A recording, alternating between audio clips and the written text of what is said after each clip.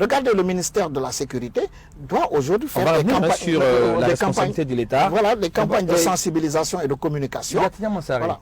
Et quand même, c'est un peu surprenant parce qu'il parle de la route du Niger, parle un peu du centre névralgique de la capitale parce que ça abrite en quelque sorte notamment le plus grand centre d'affaires du pays, le grand marché Madina. Mais quand même, qu'on soit entre des charretiers, des chauffeurs, des piétons, des motards, des marchands ambulants, c'est vraiment, on ne peut pas imaginer que nous sommes à Conakry. Oui, mais Barry, le constat quand même, au vu de ce que nous venions de suivre dans ce reportage, c'est vraiment alarmant. C'est alarmant dans la mesure où moi, j'ai le cœur pincé quand je sais que ce fut la première route en Guinée qui a été tracée et qui a été réalisée et qui se trouve aujourd'hui dans cet état et que cela n'interpelle pratiquement... Est-ce qu'on peut parler d'autoroute maintenant, la route du Niger, parce qu'on parle sincèrement et ça ressemble à une ligne maintenant, parce que c'est devenu un marché, la route du Niger. Il y a des symboles, il y a des repères. Aujourd'hui, cette route-là, normalement, doit nous servir de symbole, doit nous servir de repère, mais c'est méconnaissable.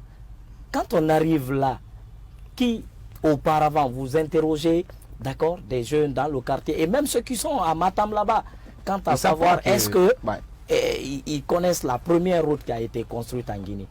Normalement, la route là doit en principe être aménagée et entretenue. Mais quand on regarde au-delà de cela, elle n'est pas régulée. Vous voyez les camions qui sont stationnés, des conteneurs qui sont stationnés, des étalagistes qui occupent une bonne partie de la route, les charretiers, les taxis motos, un peu partout, c'est de l'anarchie totale. Et la boue. La boue aussi. Vous voyez cela.